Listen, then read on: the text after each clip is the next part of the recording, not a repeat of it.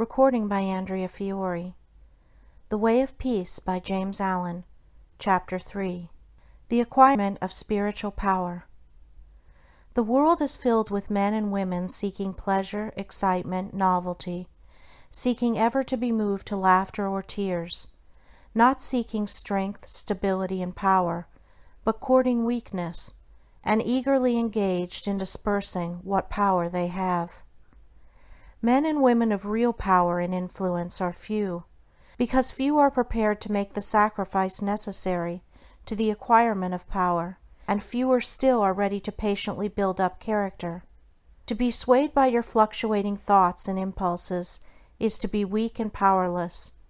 To rightly control and direct those forces is to be strong and powerful. Men of strong animal passions have much of the ferocity of the beast, but this is not power.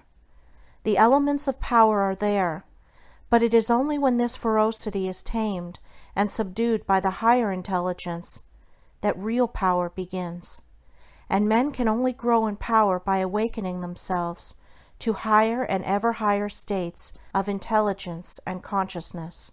The difference between a man of weakness and one of power lies not in the strength of the personal will, for the stubborn man is usually weak and foolish, but in that focus of consciousness which represents their states of knowledge. The pleasure seekers, the lovers of excitement, the hunters after novelty, and the victims of impulse and hysterical emotion lack that knowledge of principles which gives balance, stability, and influence. A man commences to develop power when, checking his impulses and selfish inclinations, he falls back upon the higher and calmer consciousness within him, and begins to steady himself upon a principle. The realization of unchanging principles in consciousness is at once the source and secret of the highest power. When, after much searching and suffering and sacrificing, the light of an eternal principle dawns upon the soul, a divine calm ensues, and joy unspeakable gladdens the heart. He who has realized such a principle ceases to wander and remains poised and self-possessed. He ceases to be passion's slave and become a master builder in the temple of destiny. The man that is governed by self and not by principle changes his front when his selfish comforts are threatened. Deeply intent upon defending and guarding his own interests, he regards all means as lawful that will subserve that end. He is continually scheming as to how he may protect himself against his enemies, being too self-centered to perceive that he is his own enemy.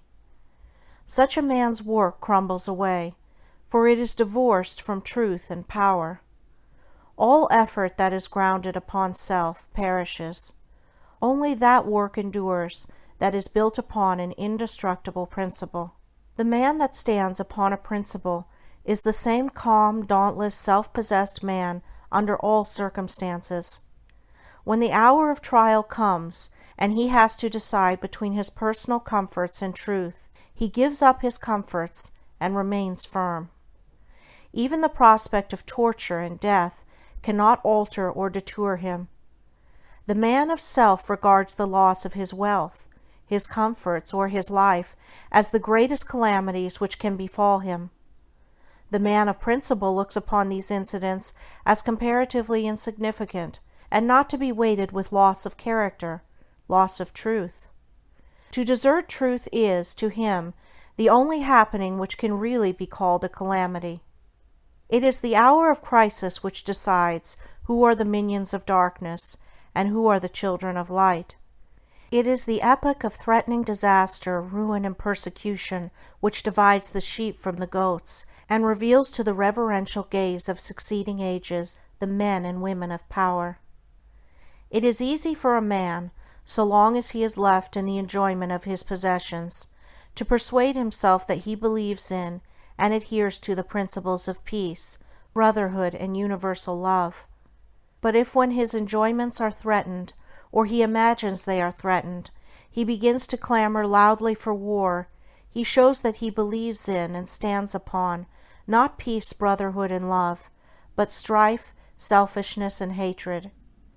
He who does not desert his principles when threatened with the loss of every earthly thing, even to the loss of reputation and life, is the man of power, is the man whose every word and work endures, is the man whom the afterworld honors, reveres, and worships.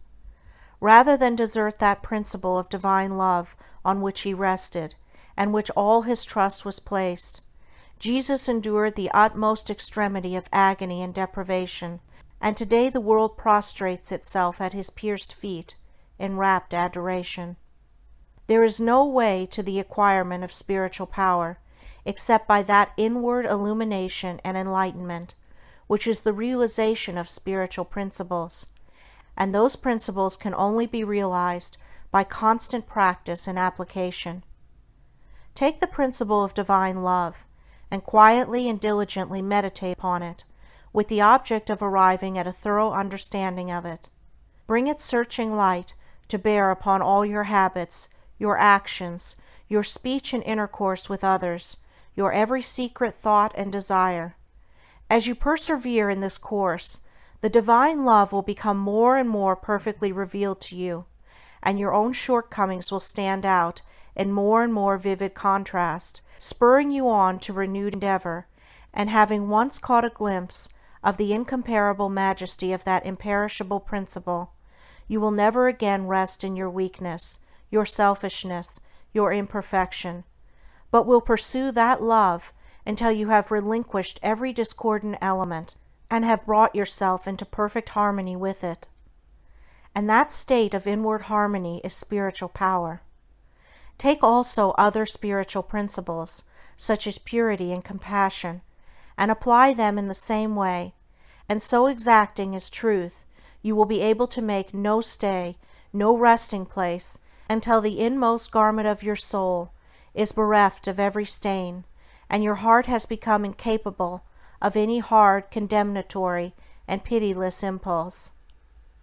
Only in so far as you understand, realize, and rely upon these principles will you acquire spiritual power, and that power will be manifested in and through you in the form of increasing dispassion, patience, and equanimity. Dispassion argues superior self-control. Sublime patience is the very hallmark of divine knowledge, and to retain an unbroken calm amid all the duties and distractions of life marks off the man of power. It is easy in the world to live after the world's opinion. It is easy in solitude to live after our own. But the great man is he who in the midst of the crowd keeps with perfect sweetness the independence of solitude. Some mystics hold that perfection in dispassion is the source of that power by which miracles, so called, are performed, and truly he who has gained such perfect control of all his interior forces that no shock, however great, can for one moment unbalance him, must be capable of guiding and directing those forces with a master hand. To grow in self-control, in patience, in equanimity, is to grow in strength and power, and you can only thus grow by focusing your consciousness upon a principle. As a child, after making many and vigorous attempts to walk unaided, at last succeeds, after numerous falls, in accomplishing this, so you must enter the way of power by first attempting to stand alone. Break away from the tyranny of custom, tradition, conventionality, and the opinions of others, until you succeed in walking lonely and erect among men. Rely upon your own judgment. Be true to your own conscience. Follow the light that is within you. All outward lights are so many will-o'-the-wisps. There will be those who will tell you that you are foolish, that your judgment is faulty, that your conscience is all awry, and that the light within you is darkness, but heed them not. If what they say is true, the sooner you, as the searcher for wisdom, find it out, the better, and you can only make the discovery by bringing your powers to the test. Therefore, pursue your course bravely. Your conscience is at least your own, and to follow it is to be a man. To follow the conscience of another is to be a slave. You will have many falls, will suffer many wounds, will endure many buffetings for a time, but press on in faith, believing that sure and certain victory lies ahead. Search for a rock, a principle, and having found it, cling to it. Get it under your feet and stand erect upon it, until at last, immovably fixed upon it, you succeed in defying the fury of the waves and storms of selfishness. For selfishness in any and every form is dissipation, weakness, death. Unselfishness in its spiritual aspect is conservation, power, life. As you grow in spiritual life and become established upon principles, you will become as beautiful and as unchangeable as those principles, will taste of the sweetness of their immortal essence, and will realize the eternal and indestructible nature of the God within. No harmful shaft can reach the righteous man, standing erect amid the storms of hate, defying hurt and injury and ban, surrounded by the trembling slaves of fate. Majestic in the strength of silent power, serene he stands, nor changes not nor turns. Patient and firm in suffering's darkest hour, time bends to him, and death and doom he spurns. Wrath's lurid lightnings round about him play, and hell's deep thunders roll above his head. Yet heeds he not, for him they cannot slay, who stands whence earth and time and space are fled. Sheltered by deathless love, what fear hath he? Armored in changeless truth, what can he know of loss and gain? Knowing eternity, he moves not whilst the shadows come and go. Call him immortal, call him truth and light, and splendor of prophetic majesty, who bideth thus amid the powers of the night, clothed with the glory of divinity.